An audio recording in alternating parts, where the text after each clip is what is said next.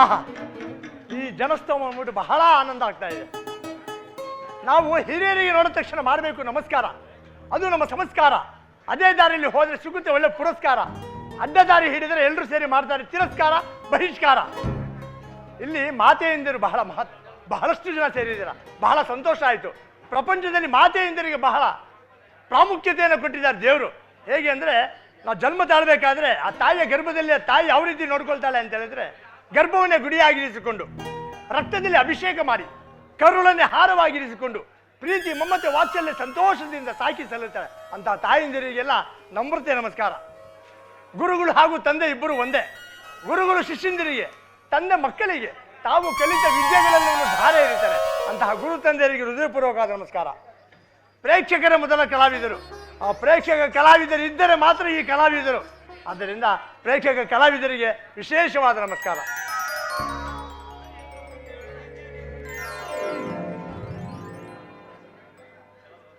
ವಶಿಷ್ಠ ಮಹಾಮುನಿಗಳು ಶ್ರೀರಾಮಚಂದ್ರ ಪ್ರಭುಗಳಿಗೆ ಯೋಗಾಭ್ಯಾಸವನ್ನು ಹೇಳಿಕೊಟ್ಟದಕ್ಕೋಸ್ಕರ ಅವರಿಗೆ ಮರ್ಯಾದೆ ಪುರುಷೋತ್ತಮ ಎಂಬ ಬಿರುದು ಬಂದಿದೆ.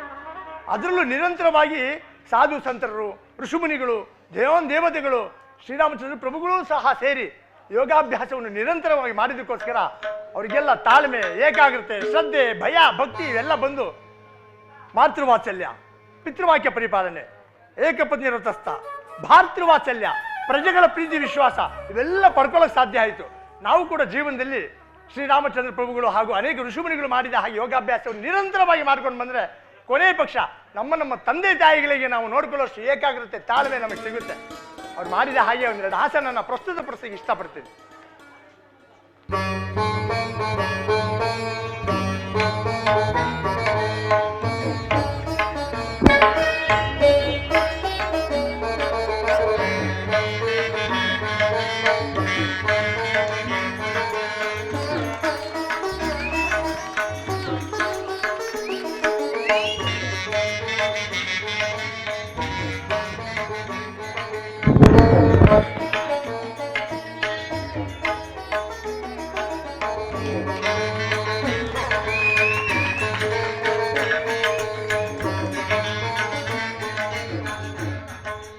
ಆಹಾ, ಯೋಗಾಭ್ಯಾಸವನ್ನು ಮಾಡಿಬಿಟ್ರೆ ಮೈಯಲ್ಲಿರೋ ನರನಾಡಿಗಳು ಎಚ್ಚೆತ್ಕೊಂಡು ಬಿಡುತ್ತೆ. ಅವೆಲ್ಲ ಕುಲ್ತಿ ಜೊತೆ ಯೋಗಾಭ್ಯಾಸವನ್ನು ಮಾಡಬೇಕು. ಹೇಗೆ ಅಂದರೆ, ಮನುಷ್ಯನಲ್ಲಿ 72,000 ನರನಾಡಿಗಳು ಓಡಾಡ್ತಾ ಇರುತ್ತೆ.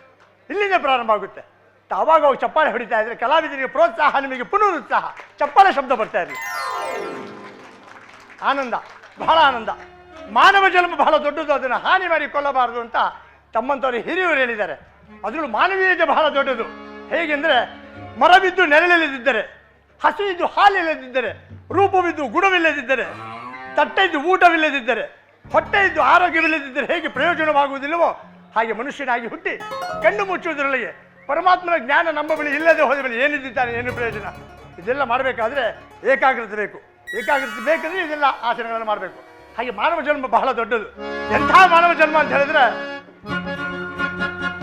ಎಂಥ ಮಾನವ ಜನ್ಮ, ಎಂಥ ಮಾನವ ಜನ್ಮ, ಏನಿರಪ್ಪ, ಎಂಥ ಜನ್ಮ ಸಿಕ್ಕಿತನಪ್ಪ.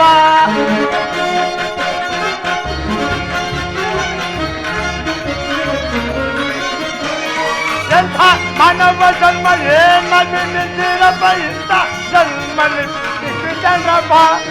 ಇರುವ 84 ಲಕ್ಷ ಜೀವರಾಶಿ ಒಳಗೆ ಎಲ್ಲ ಜನ್ಮ ನಿಮಗೆ ಸಿಕ್ಕಿತನಪ್ಪ. ಎಂಥ ಮಾನವ ಜನ್ಮ, ಏನಿರಪ್ಪ, ಇಂಥ ಜನ್ಮ ಸಿಕ್ಕಿತನಪ್ಪ. ಕಣ್ಣು ಹರಿಯ ಧ್ಯಾನವಿಲ್ಲ, ಚಿಂತೆಯನ್ನು ಬಿಡೋದಿಲ್ಲ. ಕಣ್ಣು ಹರಿಯ ಧ್ಯಾನವಿಲ್ಲ, ಚಿಂತೆಯನ್ನು ಬಿಡೋದಿಲ್ಲ. ಸಂಸಾರವೆಂಬ ಸಾಗರ ಸಿಕ್ಕಿ ಬಿದ್ದಿರಪ್ಪ. ಎಂಥ ಮಾನವ ಜನ್ಮ, ಏನಿರಪ್ಪ, ಇಂಥ ಜನ್ಮ ಸಿಕ್ಕಿತನಪ್ಪ. ಮನುಷ್ಯ ಹುಟ್ಟಬೇಕಾದ್ರೆ ಉಸಿರುತ್ತೆ, ಹೆಸರುದಿಲ್ಲ. ಸಾಯಬೇಕಾದ್ರೆ ಹೆಸರುತ್ತೆ, ಉಸಿರುವುದಿಲ್ಲ. ಎರಡರ ನಡುವೆ ಜೀವನದಲ್ಲಿ ಏನಾದರೂ ಸಾಧನೆಯನ್ನು ಮಾಡಬೇಕು.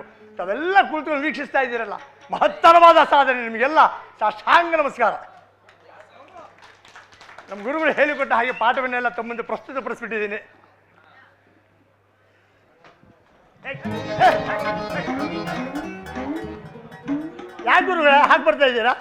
ಮಕ್ಕಳು ಮಕ್ಕಳು? ಯಾರ ಮಕ್ಕಳು? ನನ್ನ ಮಕ್ಕಳು. ನಿಮ್ಮ ಮಕ್ಳೇ? ಇಲ್ಲ ಮದುವೆ ಬೇಡ ಅಂತ ಇದ್ರಿ.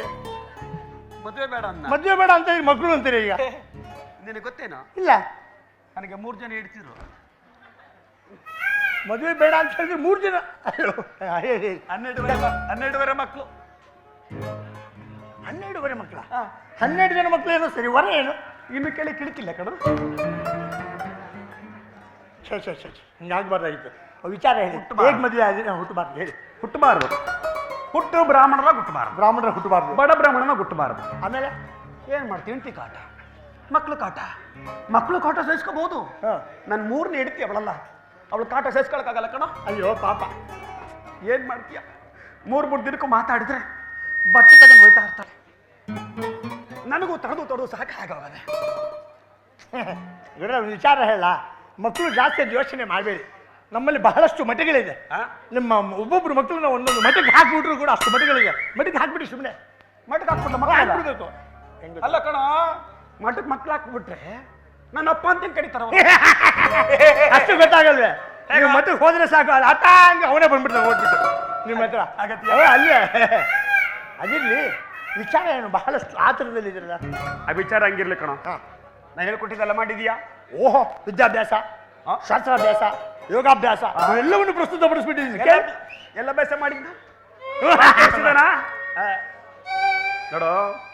ಜ್ಞಾನಿಗಳು ಮಾತಾಡಿದ್ದಾರೆ.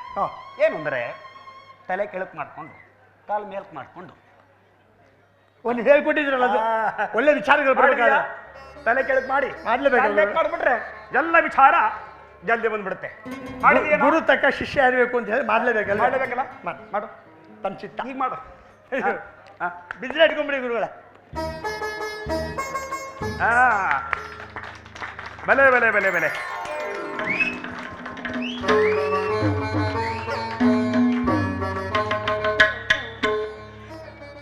ಆಹಾ ಗುರುಗಳ, ಒಳ್ಳೆ ವಿಚಾರ ಬಂತು. ಹೇಳ ಏನು? ಪ್ರಕೃತಿ ಪಂಚಭೂತಗಳಿಂದ ನಿರ್ಮಿತವಾಗಿದೆ. ಪಂಚಭೂತಗಳಿಂದ? ಅಗ್ನಿ, ವಾಯು, ಆಕಾಶ, ಭೂಮಿ, ಜಲ. ಹಾಗೆ ಮನುಷ್ಯನ ದೇಹನೂ ಕೂಡ ಈ ಪಂಚಭೂತಗಳಿಂದ ನಿರ್ಮಿತವಾಗಿದೆ. ಹೇಗೆ? ಅಗ್ನಿ, ವಾಯು, ಆಕಾಶ, ಭೂಮಿ, ಜಲ. ಹೇಗೆ ಅಂದ್ರೆ ಈ ಪೂರ್ತಿ ಭೂಮಿ ಕಮ್ಮಿ, ನೀರಿನಾಂಶ ಜಾಸ್ತಿ. ಹೇಗೋ ಮನುಷ್ಯನ ದೇಹನೂ ಕೂಡ ನೀರಿನಾಂಶ ಜಾಸ್ತಿ, ಒಣಗಿರೋದು ಕಮ್ಮಿ ಅಲ್ವೇ? ಕಡಿಮೆ. ಮನುಷ್ಯನಿಗೆ ನವರಂಧ್ರಗಳನ್ನು ಸೃಷ್ಟಿ ಮಾಡಿದ್ದಾರೆ ದೇವರು. ಆ ನವರಂಧ್ರಗಳಲ್ಲಿ ಮನುಷ್ಯನಲ್ಲಿ ಇರತಕ್ಕಂತಹ ನೀರು ಆಚೆ ಹೋಗ್ಬೇಕಾದ್ರೆ ಒಂದೊಂದು ರಂಧ್ರಗಳಲ್ಲಿ ಒಂದೊಂದು ವಿಧವಾಗಿ ಆಚೆ ಹೋಗುತ್ತಂತೆ. ಹೇಗೆ? ಹೇಳು. ಕಣ್ಣಿನಲ್ಲಿ ಬರೋ ನೀರನ್ನು ಏನ್ ಹೇಳ್ತಾರ? ಏನು? ಕಣ್ಣೀರಾಗಿ ಆಚೆ ಹೋಗುತ್ತೆ. ಮೂಗಲ್ಲಿ ಬರೋ ನೀರು ಏನಿದೆ? ಗೊಣ್ಣೆ ಆಚೆ ಹೋಗುತ್ತೆ. ಬಾಯಲ್ಲಿ ನೀರು ಬರೋ ನೀರು ಜೊಲ್ಲಾಗಿ ಆಚೆ ಹೋಗುತ್ತೆ. ಕಿವಿಯಲ್ಲಿ ಬರುವಂತಹ ನೀರು ಗುಗ್ಗೆಯಾಗಿ ಆಚೆ ಹೋಗುತ್ತೆ. ಮಿಕ್ಕಿದ್ದು ತಿನ್ನುವಂತಹ ಆಹಾರ ರಾಸಾಯನಿಕವಾಗಿ ಆಚೆ ಹೋಗ್ಬಿಡುತ್ತೆ. ಬರೀ ತಿನ್ನೋದ ಜ್ಞಾನ ಇವನಿಗೆ. ಅದಕ್ಕೆ ಮನುಷ್ಯನಿಗೆ ಇರತಕ್ಕಂತಹ ದೇಹದ ಭಾಗ ಬಹಳ ಮುಖ್ಯವಾದದ್ದು. ಸರಿಯಾದ ರೀತಿಯಲ್ಲಿ ಬಳಸ್ಕೊಂಡ್ರೆ ಸ್ವರ್ಗ ಪ್ರಾಪ್ತಿ ಆಗುತ್ತದೆ. ಇಲ್ಲ ಅಂದ್ರೆ ಅದಕ್ಕೆ ಕಣ್ಣಿದ್ದು ಪವಿತ್ರ ಸ್ಥಳಗಳಿಗೆ ಹೋಗಿ ಬಂದು, ಬಾಯಿದ್ದು ಒಳ್ಳೆ ವಿಚಾರಗಳನ್ನು ಮಾತನಾಡಿ, ಕಿವಿಗಳಿದ್ದು ಒಳ್ಳೆ ವಿಚಾರಗಳನ್ನು ಕೇಳಿ, ಕಾಲುಗಳಿದ್ದು ಯಾತ್ರಾ ಸ್ಥಳಗಳಲ್ಲಿ ಹೋಗಿ ಬಂದು, ಕೈಗಳಿದ್ದು ಗುರು ಹಿರಿಯರ ತಂದೆ ತಾಯಿಗಳ ಸೇವೆಗಳನ್ನು ಮಾಡ್ಕೊಂಡ್ ಬರಬೇಕು ಅಂತ ದೇವರಲ್ಲಿ. ಸರಿನಾ ಗುರುಗಳ? ಒಳ್ಳೆ ವಿಚಾರ ಅಲ್ಲ. ವಿಚಾರ ಏನು ಹೇಳಿಲ್ಲ. ವಿಚಾರ ಕೇಳಿದ. ಇವತ್ತು ಸೀತಾಮಾತನವರು ತುಳಸಿ ಪೂಜೆ ಮಾಡ್ತಾ ಇದ್ದಾರೆ. ಹೌದೇ? ಆಮೇಲೆ ಅಲ್ಲಿ ಭೂದಾನ, ಗೋದಾನ, ಫಲದಾನ, ವಸ್ತ್ರದಾನ ಅದನ್ನು ಕೊಡ್ತಾರೆ. ಬಹಳ ಜನ ಇದ್ದಾರೆ. ಮುಗ್ದೋಗ್ಬಿಟ್ರೆ ಕಷ್ಟ. ಒಂದೆರಡು ಅನುಮಾನ ಕೇಳ್ಬಿಡ್ತೀನಿ. ಯಾವ ಕಾರ್ಯಕ್ರಮಗಳು ಹೋಗ್ಬೇಕಾದ್ರೆ ಪುರೋಹಿತರಿಗೆ ಬರ ಮಾಡ್ತಾರಲ್ಲ, ಪುರೋಹಿತರು ಯಾಕೆ ಬರ ಮಾಡಬೇಕು ಅನ್ನೋದು ಪ್ರಶ್ನೆ. ಪುರೋಹಿತ ಅಂದ್ರೆ ಪುರದ ಹಿತವನ್ನು ಬಯಸುವವನೇ ಪುರೋಹಿತ. ಪುರದ ಹಿತವನ್ನು ಬಯಸುವವನು ಪುರೋಹಿತ. ಎರಡನೇ ಪ್ರಶ್ನೆ, ಬ್ರಾಹ್ಮಣ ಭೋಜನ ಪ್ರಿಯ ಅಂತಾರಲ್ಲ, ಎಲ್ಲರೂ ಭೋಜನ ಮಾಡಿದಾಗ ನಾವು ಭೋಜನ ಮಾಡೋದು. ಯಾಕೆ ಬ್ರಾಹ್ಮಣ ಭೋಜನ ಪ್ರಿಯ? ಹಾಗಲ್ಲ ಕಣೋ, ಬ್ರಾಹ್ಮಣ ಭೋಜನ ಪ್ರಿಯ ಅಲ್ಲ, ಬ್ರಾಹ್ಮಣ ಬಹುಜನ ಪ್ರಿಯ. ಹೌದು ಸ್ವಾಮಿ. ಗುರುಗಳೇ, ಬ್ರಾಹ್ಮಣ ಬಹುಜನ ಪ್ರಿಯ ಅಂತ. ಕೊನೆ ಪ್ರಶ್ನೆ, ಮನೆಯನ್ನು ಹೊರಡ್ಬೇಕಾದ್ರೆ ಅಡ್ಡ ನಾಮ ಹಾಕ್ಲಾ, ಒಂಟಿ ನಾಮ ಹಾಕ್ಲಾ, ಮೂರ್ ನಾಮ ಹಾಕ್ಲಾ, ಪಂಗನಾಮ ಹಾಕ್ಲಾ, ಯಾವ ನಾಮ ಹಾಕಿದ್ರೆ ಶ್ರೇಷ್ಠ ಅನ್ನೋ ಗೊಂದಲ. ಯಾವ ನಾಮ ಹಾಕ್ಬೇಕು? ಯಾವ ನಾಮನೂ ಹಾಕಬೇಡ, ನೀನೇ ನಾಮ ಹಾಕೋ. ಹಾಕೊಳ್ಳುವಾಗ ರಾಮ ಧ್ಯಾನ ಮಾಡಿ ನಾಮ ಹಾಕೋ. ಎಂಥ ಮಾತು ಹೇಳ್ಬಿಟ್ರಿ. ಯಾವ ನಾಮ ಹಾಕಿಕೊಂಡ್ರು ಸರಿ, ರಾಮನಾಮವನ್ನು ಜಪಿಸಿ ನಾಮವನ್ನು ಹಾಕಿಕೊಳ್ಳಬೇಕು.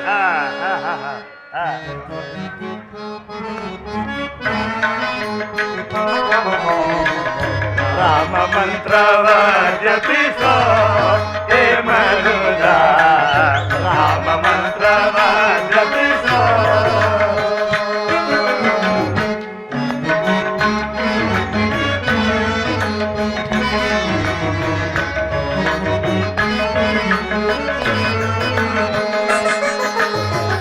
ರಾಮ ಮಂತ್ರವ ಜಪಿಸೋ ಹೇ ಮನುಜ, ರಾಮ ಮಂತ್ರವ ಜಪಿಸೋ. ಆ ಮಂತ್ರ ಈ ಮಂತ್ರ ನೆಚ್ಚಿನಿ ಕೆಡಬೇಡ,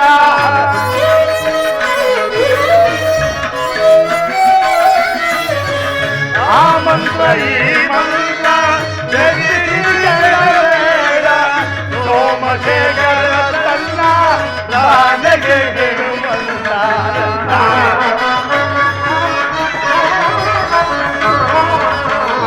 ಸೋಮಶೇಖರ ತನ್ನ ರಾಜಗೆ ಕೊಡುವಂತ.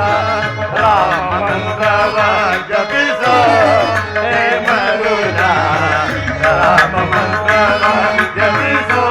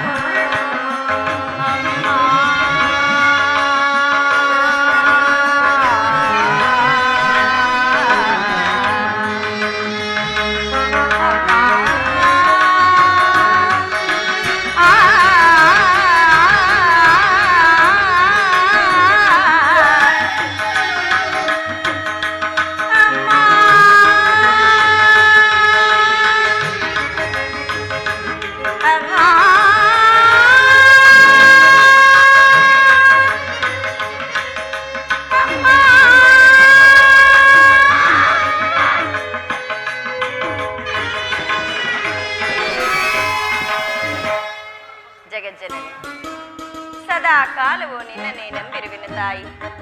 ನನ್ನ ಪತಿ ದೇವರಿಗೆ ಶ್ರೇಯೋಭಿವೃದ್ಧಿಯನ್ನು ಕೊಟ್ಟು ಕಾಪಾಡುವ ಭಾರವು ನಿನ್ನದಾಗಿದೆ ಜನನಿ. ಆಹಾ, ಇದೆಂತಹ ಸಂತೋಷದ ಸುದಿನವಿದು. ನನ್ನ ಸ್ವಾಮಿಯ ಪಟ್ಟಾಭಿಷೇಕ ಆದ ಕಾರಣ ಭೂಸುರೋತ್ತಮರಿಗೆ ದಾನ ಧರ್ಮಾದಿಗಳನ್ನು ಕೊಟ್ಟು ಅವರ ಕೃಪೆಗೆ ಪಾತ್ರಳಾಗುವೆನು. ಮಮ ಪ್ರಾಣ ಕಾಂತಗೆ ಎನ ಮಾವಂತೆಯರು. ಮಮ ಪ್ರಾಣ ಕಾಂತಗೆ ಎನ ಮಾವಂತೆಯರು. ಗಣತರ ಪಟವ ವಿನಯದಿ ಕರುಣೆ.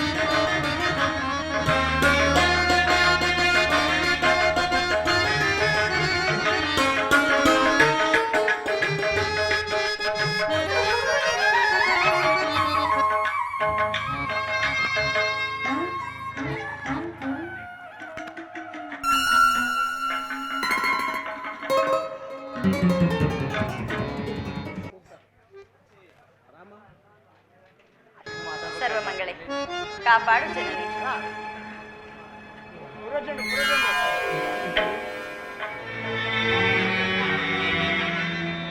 ಜಾನಕಿಯು ನನ್ನ ಪಟ್ಟಾಭಿಷೇಕವೆಂದು ತಿಳಿದು ರಾಜ್ಯದಲ್ಲೆಲ್ಲ ಹಸಿರು ತೋರಣಗಳನ್ನು ಕಟ್ಟಿ ಭೂಸುರೋತ್ತಮರಿಗೆಲ್ಲ ದಾನಾಧರ್ಮಗಳನ್ನು ಮಾಡಿ ಪುಣ್ಯಕ್ಕೆ ಭಾಗಿಯಾಗಿರುವಳು.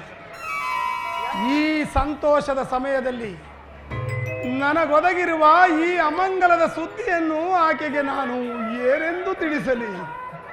ಅಯ್ಯೋ, ಹೇ, ಅಂಗರೇಕ ಉಂಟು. ಇರಲಿ. ಅಂಗರೇಕ.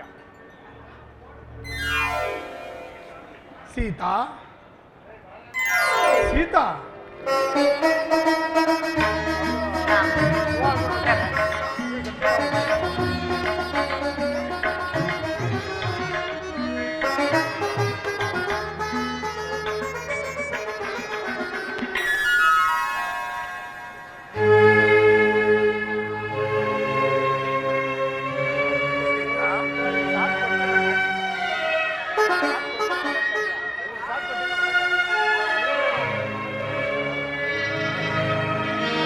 ಭುವನ ವನಿತೆ ಮುಡಿದ ಮಲ್ಲಿಗೆಯೋ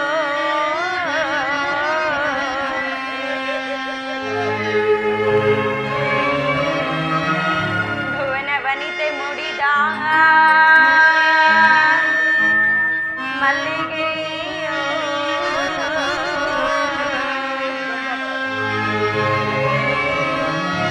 ಧರೆಯನ್ನು ಧರಿಸಲವತರಿಸಿದ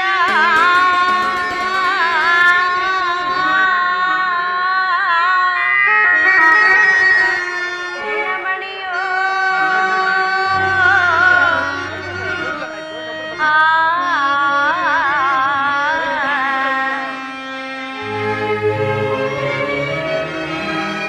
ರಾಮ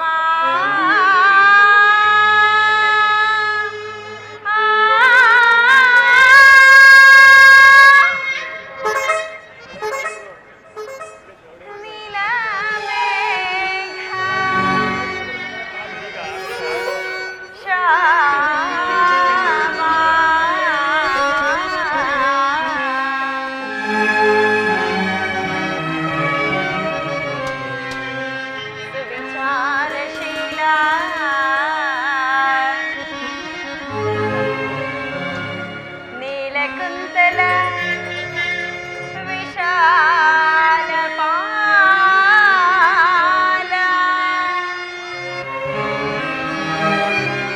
ನೋಡುವೆ ಮನದಣಿವತನಕ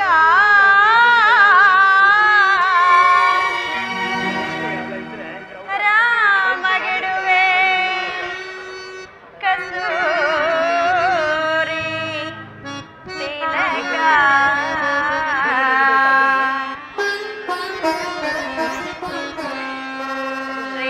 ಶ್ರೀರಾಮಗಿಡುವೆ ಕಸ್ತೂರಿ ತಿಲಕ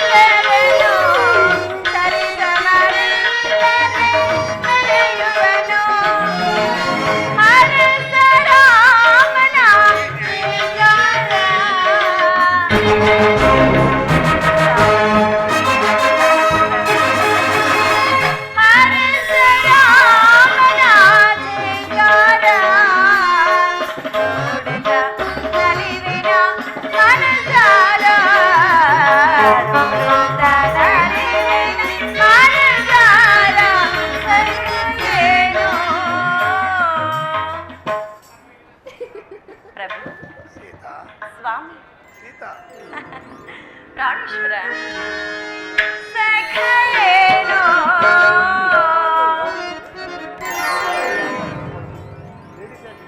ಸಖಯೇನೋ ಸಂತೋಷ ಕಾಲೇನ ಬಯಕೆ ಏರಿದೆ ಸಖಯೇನೋ ಸಂತೋಷ ಆಗಿದೆ.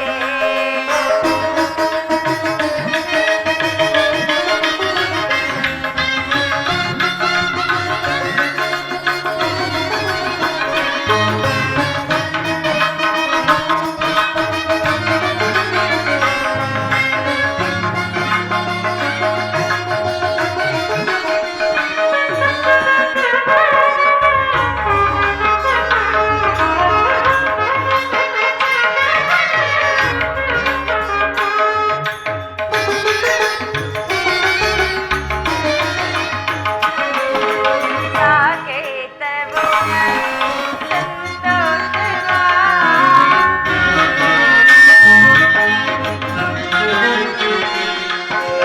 ಸಾಕೇತವೋ ಸಂತೋಷವಾ ಸದಾ ಪಡೆವಿನ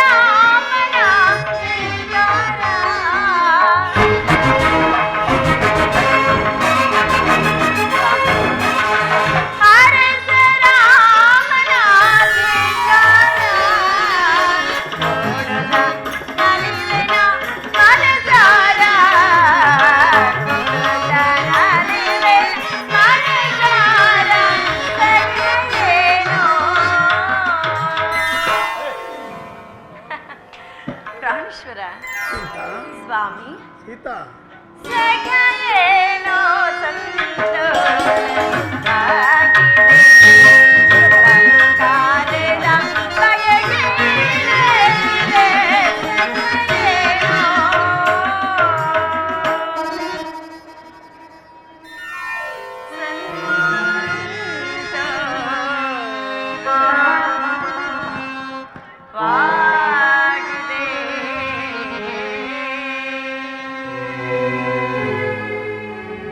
ಸ್ವಾಮಿ ಸೀತಾ ಇದೇನು ಪ್ರಭು ದಿನನಿತ್ಯವೂ ಪೂಜಾ ಮಂದಿರಕ್ಕೆ ಬರಬೇಕಾದ ಸಂದರ್ಭದಲ್ಲಿ ಕೊಳದ ಕೆಂಡಾವರಿಯಂತೆ ಕಣ್ಣೊಳಿಸಬೇಕಾಗಿದ್ದ ಈ ನಿಮ್ಮ ಮುಖಾರವಿಂದವು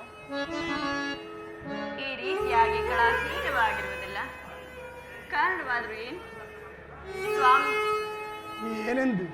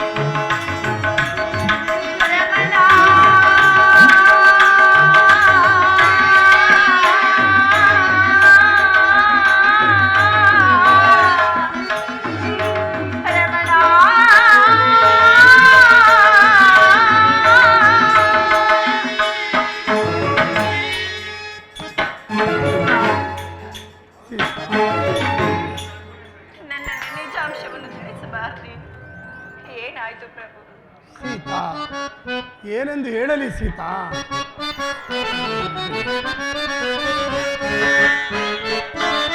ಸೀತಾ, ಪಿತಾ ದಶರಥ ನಾನು ಸೋತ ಭರತನಿಗೆ ರಾಜ್ಯವನ್ನು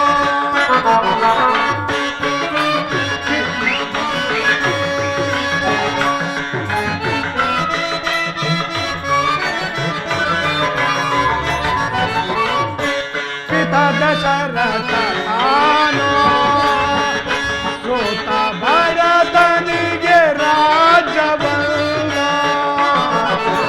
ಅತಿಶಯದಿಂದ ತನು ಸೋತೆ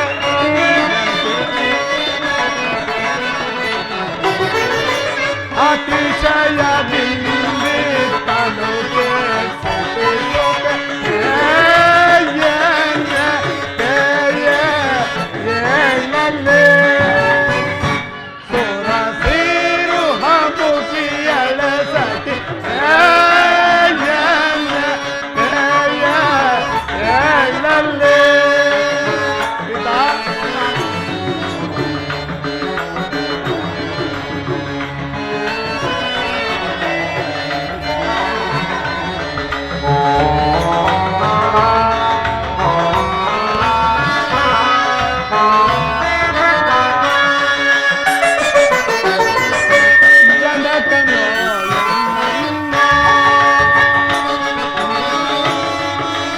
ವನಕ್ಕೆ ಹೋಗೆಂದನು ಸೀತಾ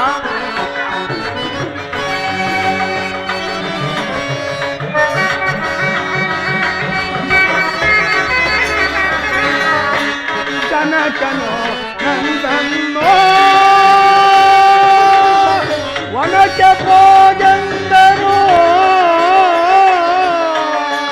ಜನಕ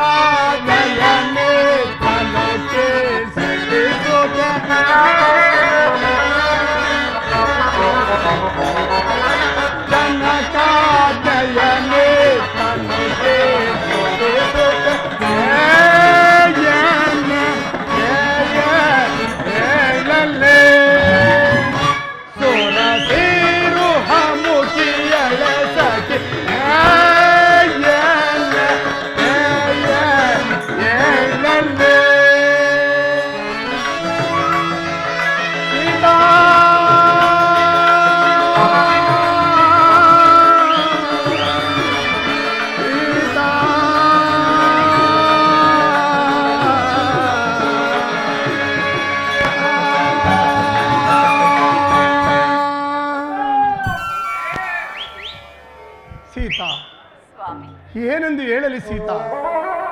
ಹಿಂದೆ ದೇವಾಸೂರರ ಯುದ್ಧದಲ್ಲಿ ನಮ್ಮ ತಂದೆಯವರು ಕೈಕಾಮಾತೆಯವರು ಮಾಡಿದ ಸಹಾಯಕ್ಕೆ ಮೆಚ್ಚಿ ಅವರಿಗೆ 2 ವರಗಳನ್ನೂ ಕೊಟ್ಟಿದ್ದರಂತೆ.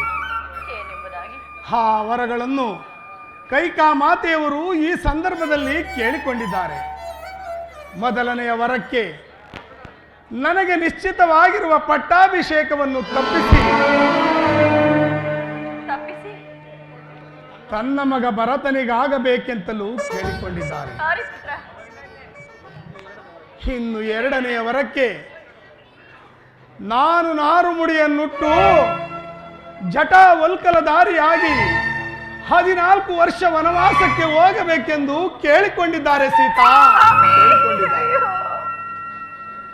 ಅವರ ಆಜ್ಞೆಯ ಪ್ರಕಾರ ನಾನು ಈ ದಿವಸವೇ ವನವಾಸಕ್ಕೆ ಹೊರಟಿರುವೆನು ಸೀತಾ, ಹೊರಟಿರುವೆನು.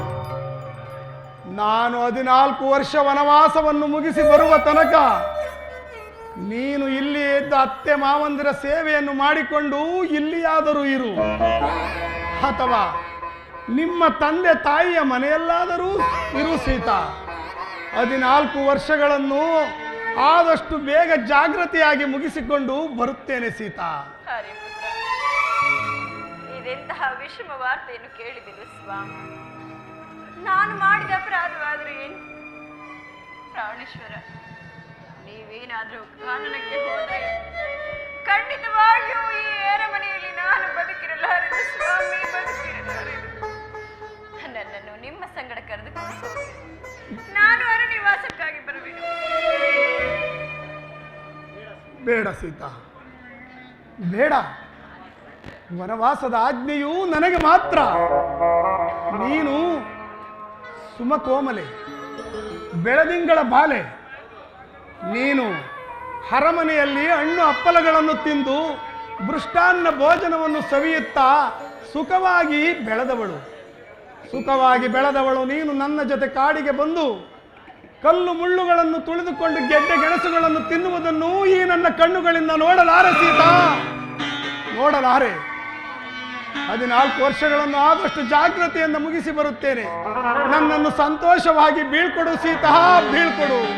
ಹರಿಪುತ್ರ, ಆ ಚಂದ್ರನಿಲ್ಲದ ಗಗನದಂತೆ, ದೇವರಿಲ್ಲದ ಆ ದೇವಾಲಯದಂತೆ ನಿಮ್ಮ ನಗಲಿ ಬದುಕುಳಿಯುವ ಶಕ್ತಿ ನನ್ನಲ್ಲಿಲ್ಲ ಸ್ವಾಮಿ.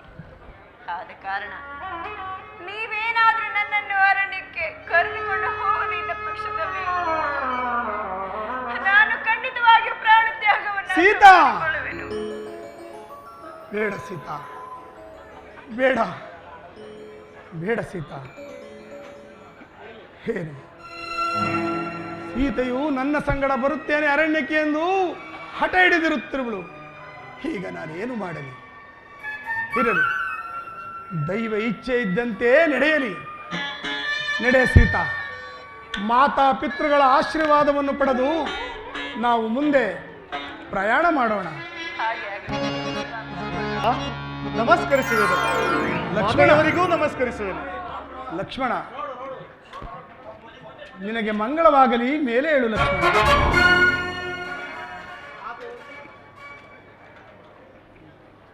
ಅಗ್ರಜ, ಈ ದಿವಸ ನಿನ್ನ ಪಟ್ಟಾಭಿಷೇಕವೆಂದು ಪಟ್ಟಣದಲ್ಲೆಲ್ಲರೂ ಸಂತೋಷಭರಿತರಾಗಿರುವರು. ಹೀಗಿರುವಾಗ ನೀನು ಖಿನ್ನ ಮನಸ್ಕನಾಗಿ ಮಾತೆಯವರ ಸಂಗಡ ಪಾದಚಾರಿಯಾಗಿ ಬರಬೇಕೆ? ಹೇಳಿದ್ದರೆ ನಾನೇ ರಥವನ್ನು ತೆಗೆದುಕೊಂಡು ಬರುತ್ತಿದ್ದೆ. ಲಕ್ಷ್ಮಣ, ನಿನ್ನ ಪ್ರೀತಿ ವಾತ್ಸಲ್ಯಕ್ಕೇನೋ ನಾನು ಮನಸೋತಿರುವೆನು.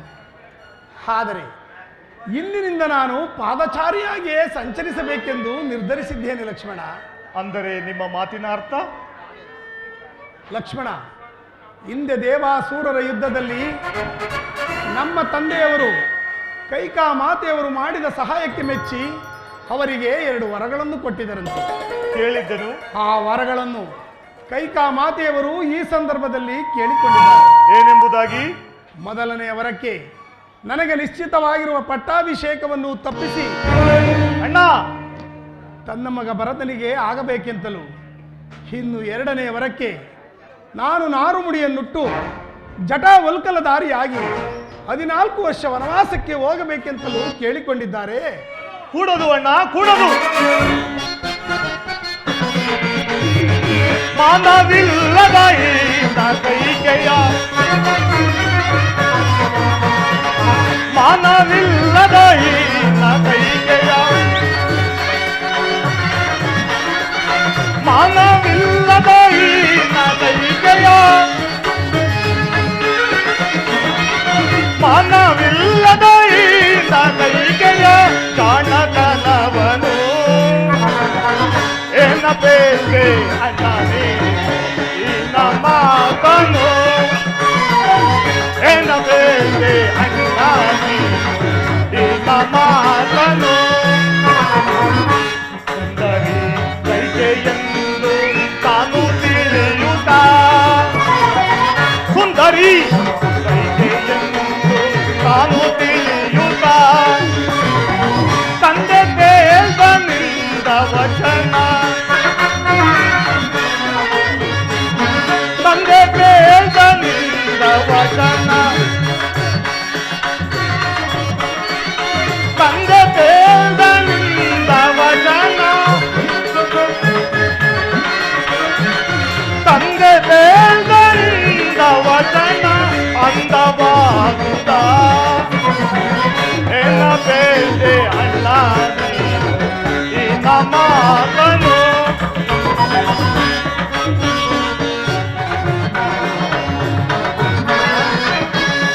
ಏನ ಬೇಳೆ ಅಲ್ಲ ಈ ನಮ್ಮ ಮಗನು ಈ ನಮ್ಮ ಮಗನು ಈ ನಮ್ಮ ಮಗನು ಕೂಡದು ಅಣ್ಣ ಕೂಡದು ನೀವು ಅರಣ್ಯಕ್ಕೆ ಹೋಗಲೇ ಕೂಡದು ಮಹಾ ಮಾತ್ಸರ್ಯ ಭರಿತ ವಿಷಭರಿತ ಕಾಳ ಸರ್ಪಿಣಿ ಆ ಕೈಕೆಯ ಮೋಹವೆಂಬ ಮದವು ತಲೆಗೇರಿ ಮುಂದಾಲೋಚನೆ ಇಲ್ಲದೆ ವಾಗ್ದಾನ ಮಾಡಿದ ವೃದ್ಧ ತಂದೆಯ ಮಾತುಗಳನ್ನು ನೆರವೇರಿಸಲೇ ಕೂಡದು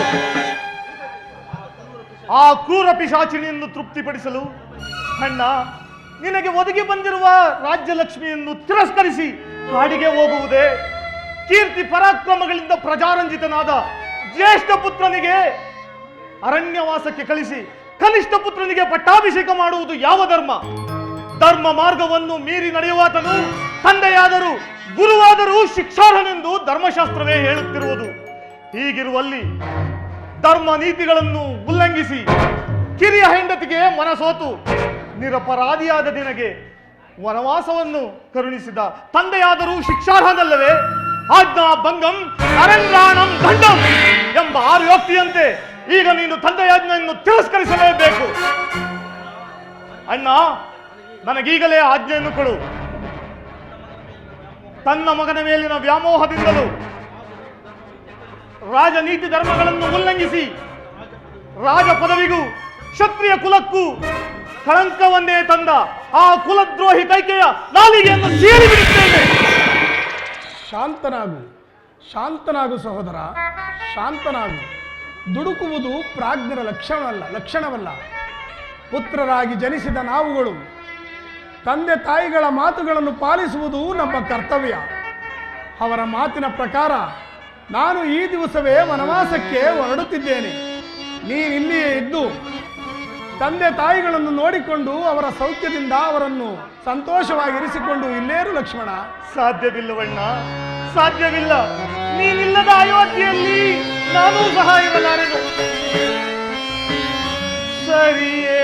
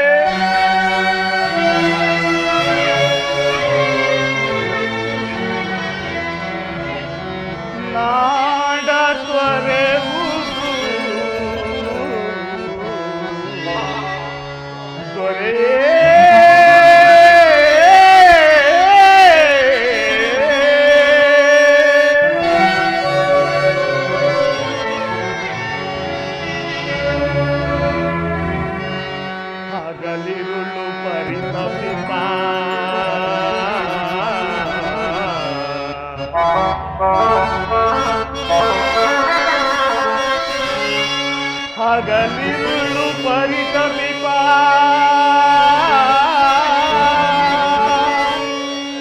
ಪುರದ ಜನರ ತೊರೆಯುವುದು ಸರಿಯೇ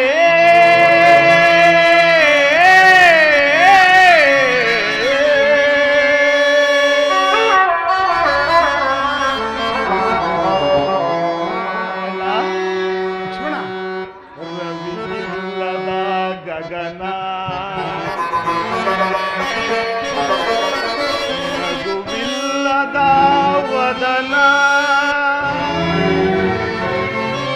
ದೇವರಿಲ್ಲದ ಸದನ ಇಂತಾಯ್ತೆ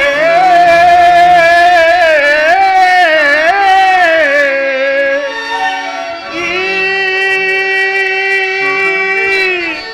ಅಯೋಧ್ಯೆಯ ಕಥನ ಸರಿಯೇ ಸರಿಯೇ ಸರಿಯೇ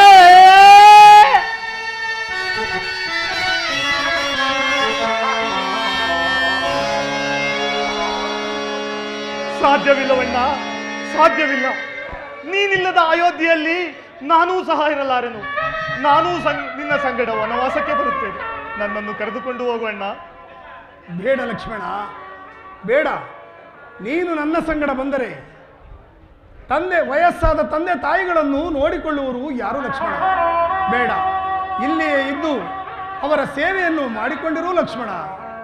ಅಣ್ಣ, ಮಾತಾಪಿತೃಗಳ ಸೇವೆ ಮಾಡಲು ಭರತ ಶತ್ರುಘ್ನರಿರುವರು. ಮೇಲಾಗಿ ಕೈಕಾ ಮಾತೆ ಇರುವಾಗ ನಾನಿದ್ದು ಫಲವೇನು? ನಾನೂ ನಿನ್ನ ಸಂಗಡ ವನವಾಸಕ್ಕೆ ಬರುತ್ತೇನೆ.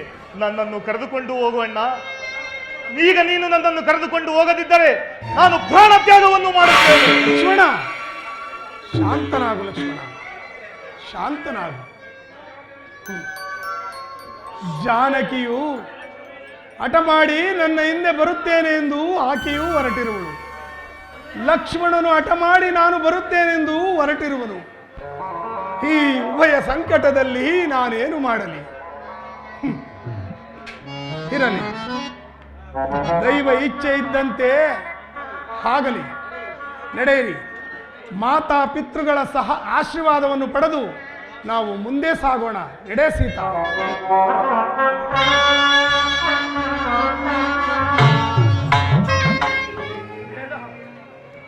ನನ್ನ ಮಾತನ್ನು ಕೇಳು. ಹಿಡಿದ ಹಠವನ್ನು ಸಾಧಿಸಿ ಪ್ರಚಂಡ ಮಾರಿಯಾಗಬೇಡ. ಪ್ರಾಣೇಶ್ವರ, ಸಾಧ್ಯವೇ ಇಲ್ಲ.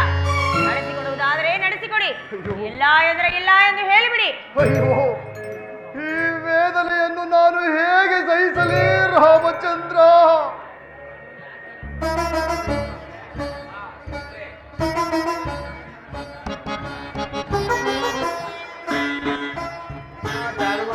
ಎಲ್ಲಿ ನಿಮ್ಮ ಮಗನಾದ ರಾಮನಲ್ಲಿ ಬರಮಾಡಿ ರಾಮನನ್ನು.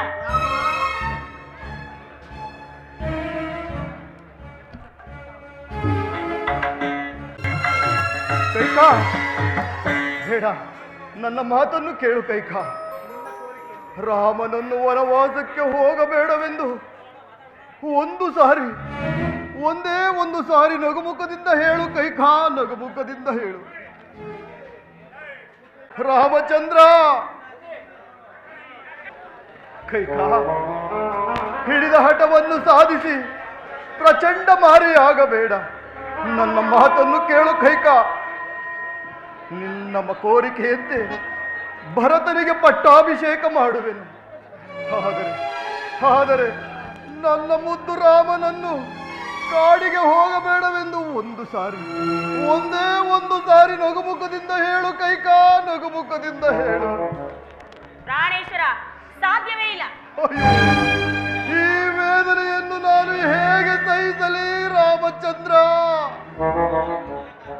ಜನಕ, ರಾಮ, ವನವಾಸಕ್ಕೆ ಹೊರಟಿರುವ ನಮಗಿನ್ನೂ ಆಜ್ಞೆಯನ್ನು ಕೊಡಿ ಜನಕ. ಅಯ್ಯೋ, ನಿನಗೆ ವನವಾಸದ ಅನುಜ್ಞೆ ರಾಮಚಂದ್ರ. ನಿನ್ನನ್ನು ಹಗಲಿ ಕ್ಷಣ ಮಾತ್ರವೂ ಜೀವಿಸಲಾರೆ. ರಾಮ ರಾಮ, ಇನ್ನು ಮುಂದೆ ರಾಮ ರಾಮ ಎಂದು ಯಾರನ್ನು ಕರೆಯಲಿ? ಅಯ್ಯೋ ಕೈಕ, ಬೇಡ ಕೈಕ, ಈಗಲೂ ಕಾಲ ಮಿಂಚಿಲ್ಲ ಕೈಕ. ನೋಡು ನೋಡು ಕೈಕ, ನನ್ನ ಸುಕುಮಾರನಾದ ಶ್ರೀರಾಮನನ್ನು. ಅವನನ್ನು ನೋಡಿಯಾದರೂ ವನವಾಸಕ್ಕೆ ಹೋಗು ಎಂದು ಹೇಳಲು ನಿನಗೆ ಬಾಯಿಯಾದರೂ ಹೇಗೆ ಬಂದಿತು? ಬೇಡ ಕೈಕ, ಇದು ನಿನಗೆ ಕೈ ಮುಗಿದು ಬೇಡಿಕೊಳ್ಳುವನು ಕೈಕ. ಏನಿದು ಏನಿದು ಜನಕ?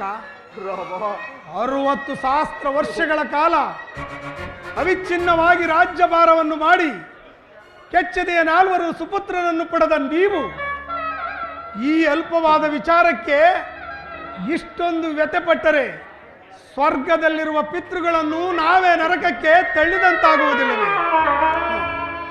ಬೇಡಿ ಜನಕ, ಬೇಡಿ.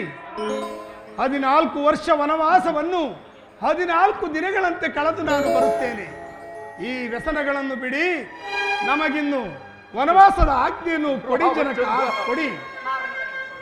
ಪತಿಯ ಸಂಗಡ ವನವಾಸಕ್ಕೆ ಹೊರಟಿರುವ ನನ್ನನ್ನು ಸಹ ಆಶೀರ್ವದಿಸಿ. ಅಯ್ಯೋ, ನೀನು ಸಹ ಹೊರಟಿರುವೆ ನಮ್ಮ, ಹೊರಟಿರುವೆ ನಮ್ಮ.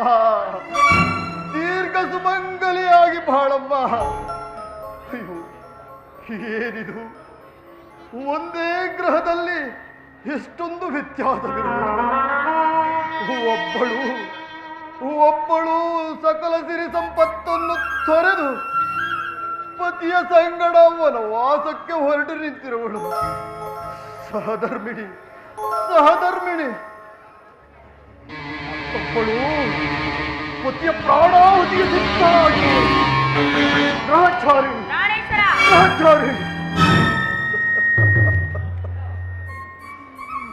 ಒಂದು ದೇವತಾ ಹೃದಯ,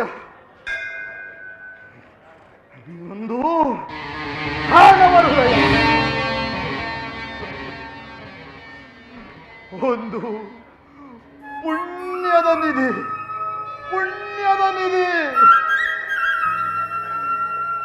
ಮತ್ತೊಂದು ಪಾಪದ ಛಲದಿ.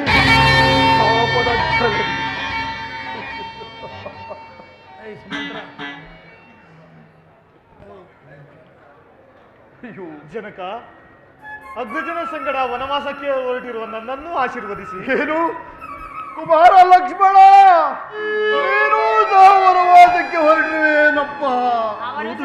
ಅಯ್ಯೋ, ಏನು ಮಾಡಲಿ ಲಕ್ಷ್ಮಣ, ನನ್ನದೊಂದು ಮಾತನ್ನು ನಡೆಸಿಕೊಡುವೆಯಾ ಕುಮಾರ? ಹೇಳಿ ಜನಕ. ಕುಮಾರ ಲಕ್ಷ್ಮಣ, ಶ್ರೀರಾಮನನ್ನು ನಿನ್ನ ತಂದೆ ಎಂದು ಭಾವಿಸಿ, ಸೀತಾದೇವಿಯನ್ನು ನಿನ್ನ ತಾಯಿ ಎಂದು ಭಾವಿಸಿ, ಅವರೀರ್ವರ ಸೇವೆಯನ್ನು ಮಾಡಿಕೊಂಡು ಅಗ್ರಜಾನಂದವನ್ನು ಪಡೆ ಲಕ್ಷ್ಮಣ, ಅಗ್ರಜಾನಂದವನ್ನು ಪಡೆ.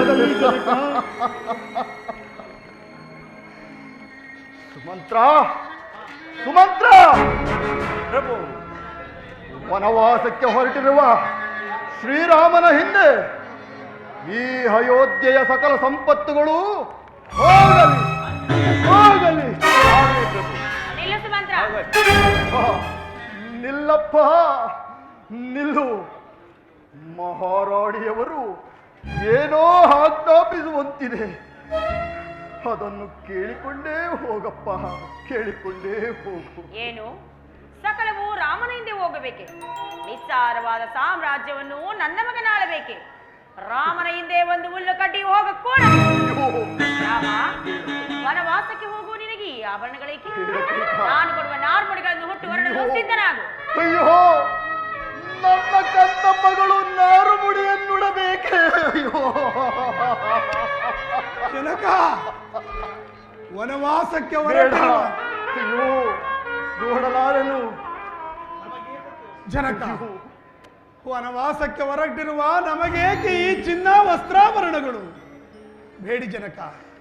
ತಾಯಿ, ಆ ನಾರುಮುಡಿಯನ್ನೇ ಕೊಡಿ ತಾಯಿ. ಅದನ್ನೇ ರಕ್ಷಾ ಕವಚವೆಂದು ಧರಿಸಿಕೊಂಡು ಪ್ರಯಾಣ ಮಾಡುತ್ತೇನೆ. ಕೊಡು ತಾಯಿ. ಅಯ್ಯೋ ಲಕ್ಷ್ಮಣ, ಬೇಡ. ನೀನು ಸಹ ನಿಮ್ಮ ಅಣ್ಣನನ್ನೇ ಹಿಂಬಾಲಿಸುತ್ತಿರಲ್ಲ. ಇದೋ ಸ್ವೀಕರಿಸು.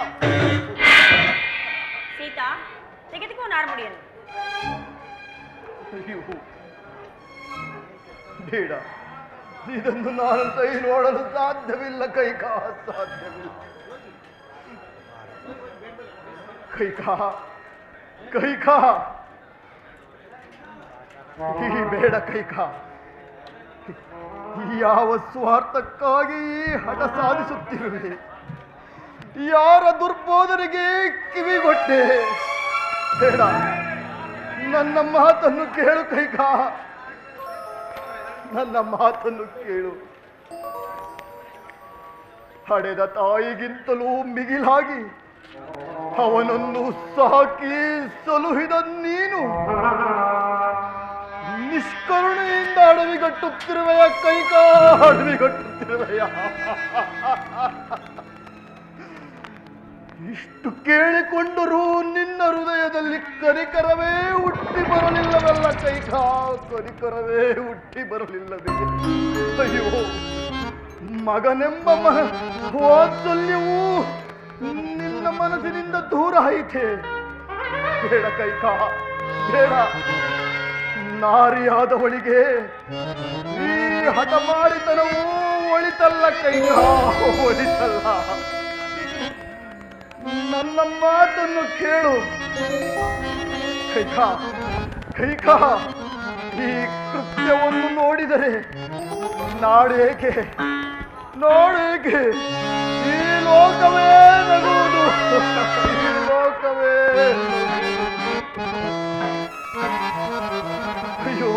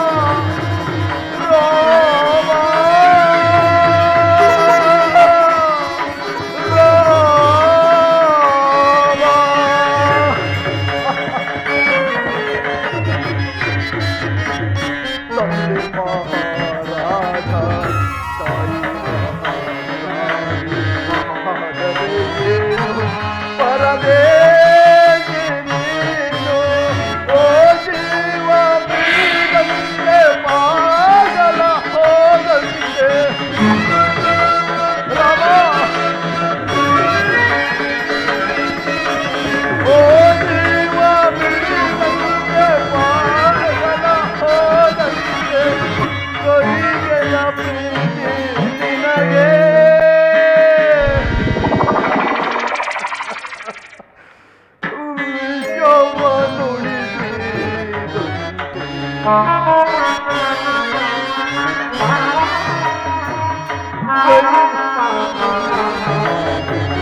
ಕೈಗೆಯ ಪ್ರೀತಿ ನಿನಗೆ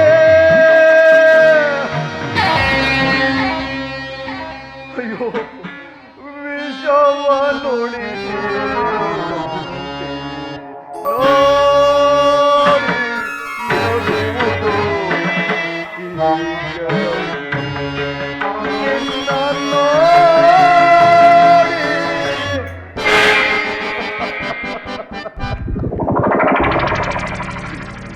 ನಿನ್ನನ್ನಲ್ಲ ಕೈಕಾ ನಿನ್ನನ್ನಲ್ಲ ಯಾರನ್ನು? ಅಯ್ಯೋ ಹೇ ದಶರಥ ಹೇ ಪಾಪಿ ದಶರಥ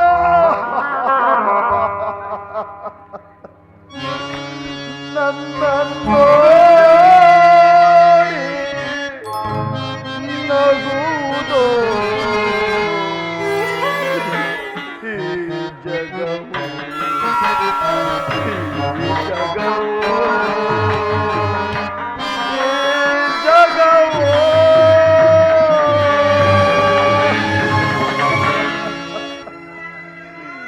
ಬೇಡ ಬೇಡ ಕೈಕಾ ಬೇಡ ಸೂರ್ಯ ಚಂದ್ರರಿರುವ ತನಕ ಈ ಕಳಂಕವು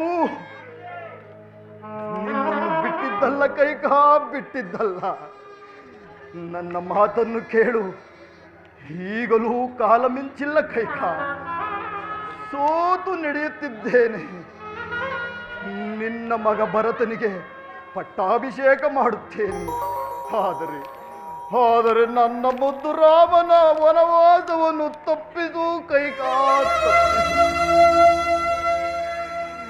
ಏಕೆಂದರೆ ಮುತ್ತು ರತ್ನಗಳನ್ನು ಧರಿಸಿ ಪಟ್ಟ ಪೀತಾಂಬರಗಳನ್ನು ಉಟ್ಟು ರತ್ನ ಖಚಿತವಾದ ಸಿಂಹಾಸನದ ಮೇಲೆ ಕುಳಿತು ರಾಜ್ಯಭಾರ ಮಾಡಬೇಕಾಗಿದ್ದ ನನ್ನ ರಾಮನನ್ನು ನಾರು ಮುಡಿಯನ್ನುಟ್ಟು ನಾಡನ್ನು ಬಿಟ್ಟು ಕಾಡಿಗೆ ಹೋಗುವ ದೃಶ್ಯವನ್ನು ನಾನು ನೋಡಲಾರೆ ಕೈಕಾ ನಾನು ನೋಡಲಾರೆ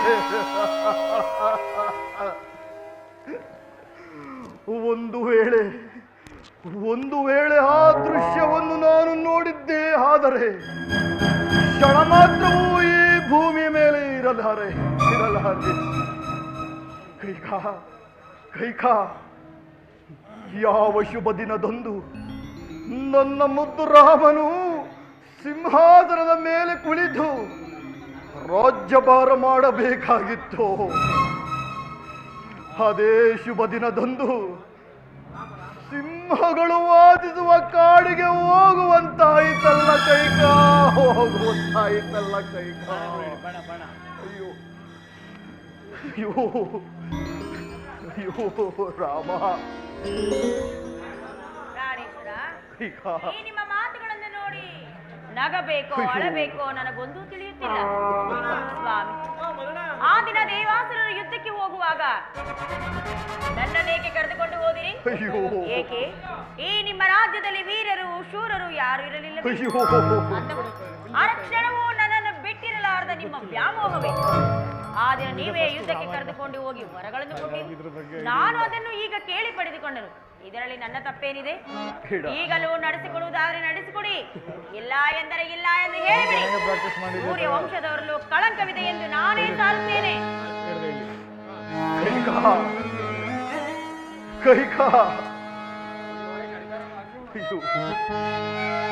ಪ್ರಾಣೇಶ್ವರ, ಈ ನಿಮ್ಮ ಮಾತುಗಳನ್ನು ಕೇಳಲು ನನಗೆ ಸಮಯವಿಲ್ಲ. ಎಲ್ಲಿ ರಾಮನಲ್ಲಿ? ನಾನೇ ಹೋಗಿ ರಾಮನನ್ನು ಕರೆದುಕೊಂಡು ಬರುತ್ತೇನೆ.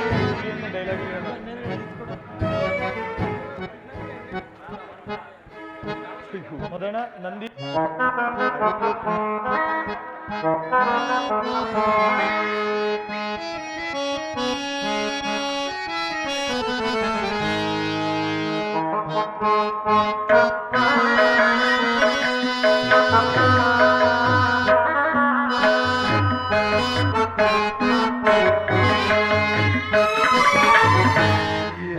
ಕಳು ಹಲಿ ಸುಂದರ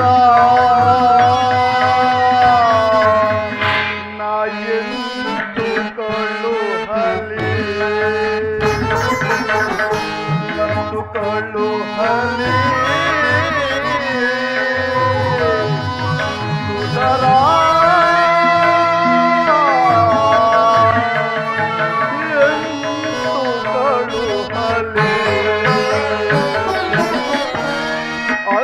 ಕಾಡಿಗೆ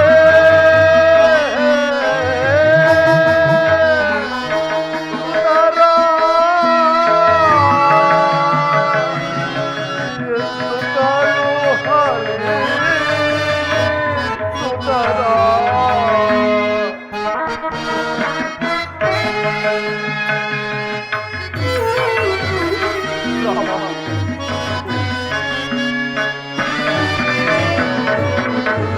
ಅಂತ ಕಾಡಿಗೆ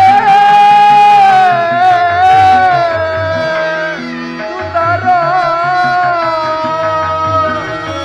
ಎಂದು ಕಾಡು ಹಲಿ ಸುಂದರ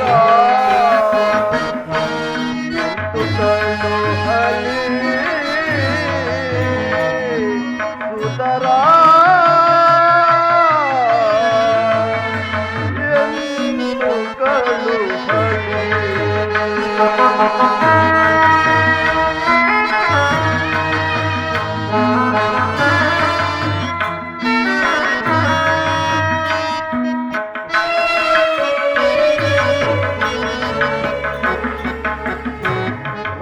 ರಾಮಲಕ್ಷ್ಮಣ ಭಾವಸಿಕೆಯ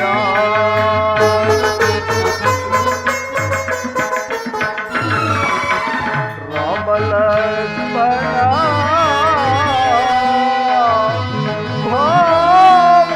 ಭಾವಸಿಕೆಯ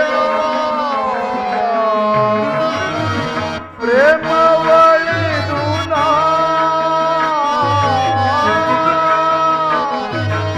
ರಾಮ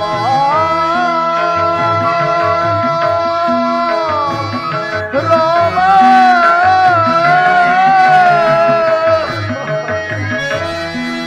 ರಾಮ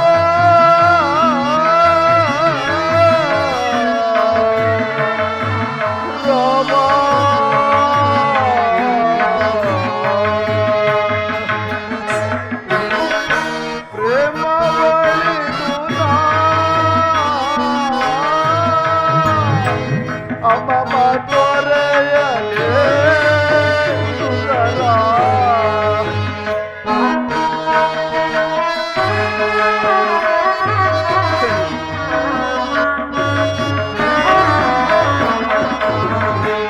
ಪ್ರೇಮವಳಿದು ನಾ ಸುಂದರ ಅಮ್ಮ ತೊರೆಯಲೇ ಸುಂದರ ಸುತ್ತಲು ಹಲೆ ಸುಂದರ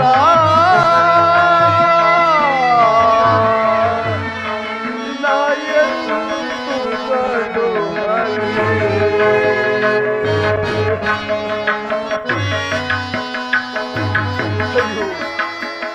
ಸುತ್ತಲು ಹಲೆ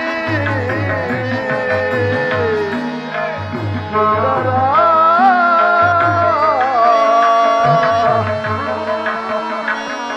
ನಾ ಎಂದು ಕಳು ಹಲೆ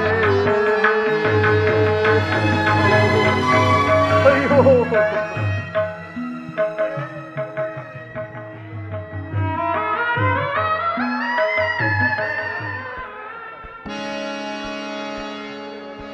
ಜನಕ ರಾಮಚಂದ್ರ ರಾಮಚಂದ್ರ,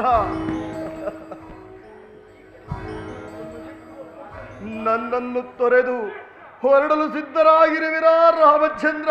ಸಿದ್ಧರಾಗಿರುವರ?